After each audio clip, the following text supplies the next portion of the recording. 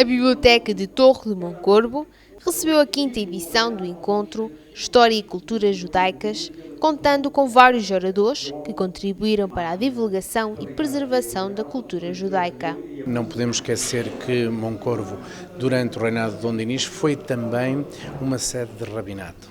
Ou seja, tínhamos aqui não só o corregedor, propriamente dito, para a parte civil, mas tínhamos também um rabi que tinha estas questões religiosas ligadas à religião judaica. E, portanto, é extremamente importante, no momento em que nós temos uma candidatura para a renovação da Rua Nova, uma rua tipicamente judaica, e da antiga sinagoga, a recuperação da antiga sinagoga, é para nós importante que toda esta documentação que chegou até nós, toda esta história que chegou até nós, possa ser reafirmada como, não só como algo que é nosso e do Conselho de Torre de Moncorvo, mas também, e muito importante, aquilo que queremos transmitir para as novas gerações. E desde logo também no que se tem centrado este debate, que é um debate de diálogo. É muito importante, quando vamos ter agora as eleições europeias também, sabermos fazer este diálogo e este diálogo entre as diversas comunidades. E, portanto, tem tudo também a ver com isto. Não podemos esquecer o que foi durante a Segunda Guerra Mundial, o Holocausto. Temos que relembrar às gerações que estão, e temos também neste momento de dizer que é extremamente importante para as novas gerações, quando estamos a cair em muitos países num novo radicalismo, tudo aquilo que foi sofrido por não haver esta compreensão e este diálogo. Portanto, este 5º encontro revela muito esta necessidade que há de as pessoas dialogarem e aceitarem-se como são.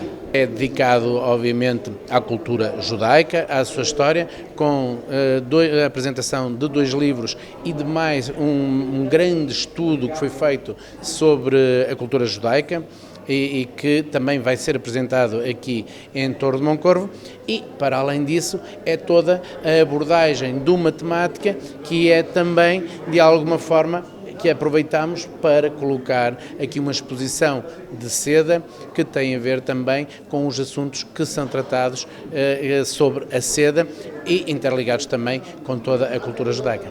Neste encontro foi discutida a história de Fernão Vaz, um moncorvense condenado e queimado na fogueira da Inquisição Espanhola. Eu tive acesso ao processo dele, que está na Inquisição, pertence à Inquisição Espanhola e está no Arquivo Nacional de Espanha.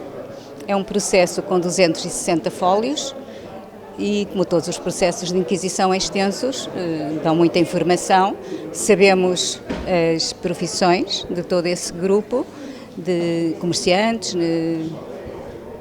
que se instalaram em Espanha, pelas facilidades que Espanha dava na altura, porque precisavam do dinheiro dos cristãos novos portugueses, os ricos, e portanto abriram portas, e também aos negociantes que desenvolveram a economia espanhola para poderem continuar a política da expansão que eles tinham fora do país, fora de Espanha. Era cristão novo, sim, mas foi acusado não só de fingimento, mas sobretudo do sacrilégio cometido. Aliás, como todos os portugueses começaram a ser mal vistos em Espanha, porque eles tinham benefícios em troca do seu estabelecimento em Espanha e do contributo para a recuperação económica de Espanha. Eles tinham benefícios da coroa, nomeadamente proteção também em relação ao Santo Ofício. O livro Os Cristãos Novos em Portugal foi também debatido por João Medina, onde falou na importância deste para perceber a história dos judeus em Portugal. Eu falei do Samuel Schwartz, que é uma figura extremamente interessante, porque é o autor de um dos livros mais importantes sobre os judeus em Portugal. Publicou o livro em 1925, o livro tem sido reeditado, foi traduzido em várias línguas, desde hebreu a inglês, passando por espanhol, por francês. É um livro muito importante porque representa o primeiro grande estudo sobre os judeus clandestinos em Portugal. Os judeus que, a partir do decreto de Dom Manuel, que proibiu os judeus de judaizarem, passaram para a clandestinidade. E estiveram na clandestinidade até serem descobertos e revelados a sua existência e os seus contactos por Samuel Schwartz, que era um judeu polaco de Minas, que veio a Portugal, andou a estudar Minas e encontrou em Belmonte judeus secretos. E contactou com eles e escreveu um livro prefaciado por um grande médico português, o professor Ricardo Jorge. Portanto, eu creio que é um livro que, para todos os efeitos, no campo da que podemos chamar estudos dos judeus em Portugal, é um livro fundamental. Professor catedrático jubilado de História na Faculdade de Letras de Lisboa, João Medina também apresentou o livro Judeus e Nazi. Que é um livro sobre 3 temas diferentes, dois sobre os judeus, que é o Spinoza, que é um judeu português, que falava português em casa e que, portanto, pertencia àquilo que podemos chamar os portugueses no estrangeiro, e que abandona, ou melhor, é expulso da sinagoga portuguesa de Amsterdã num texto português, porque isto passa-se no século XVII, mas ele é expulso e depois faz uma carreira, digamos, fora do judaísmo. Mas é uma figura que os próprios judeus estimam de tal modo que, quando foi criado o Estado de Israel, Ben-Gurion pediu para que os chefes da sinagoga de Israel pusessem fim ao banimento, à expulsão, à excomunhão, para usar um termo mais clássico, do Spinoza, porque ele tinha abandonado o judaísmo, ou tinha abandonado aquilo que se pode chamar a interpretação judaica dos livros sagrados, mas não tinha deixado de ser judeu. Portanto, aquilo que Isaac Deutscher chamou, com muita razão, o judeu não judeu. Continua a ser judeu, mas está para além já do judaísmo. Esse livro inclui depois um estudo que é Os Judeus na obra de Queiroz. Eu muitas vezes perguntava aos meus alunos quantos judeus existem nos maias, e dizem, bem, existe o casal, que é o banqueiro e a mulher do banqueiro. Não, há mais 3. Portanto, olhando com atenção para a obra dessa, vê-se que a obra não só interessou-se pelos judeus, que fez um livro passado em Israel, que é A Relíquia.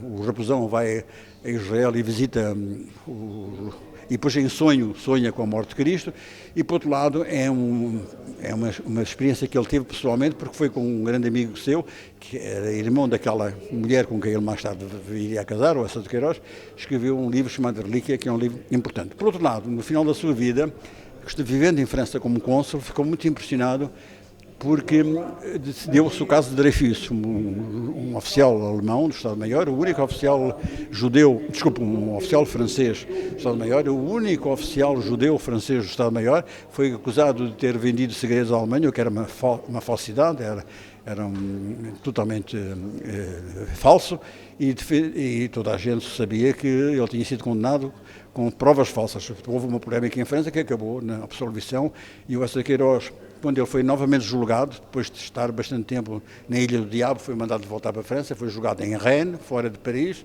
e voltado a ser condenado.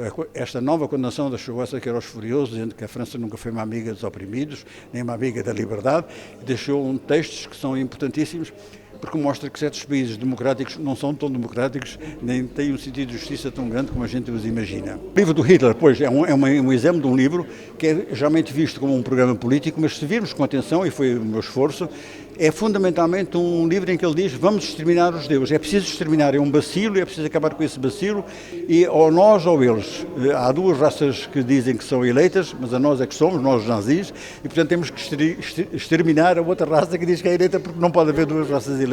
É, portanto, um exemplo de um livro muito desagradável. Creio que estes 3 estudos levam o livro a ter um título um pouco bizarro, que é Judeus e Nazis. Bom, os nazis vivem do ódio ao judeu, e por outro lado há um judeu que é do século XVII, que não tem a ver diretamente com os nazis, mas há um escritor português do século XIX que tem um tema, Dreyfus, que é já um tema do antissemitismo, que depois vai ser levado ao expoente e ao delírio e ao morticínio pelo Sr. Adolf Hitler.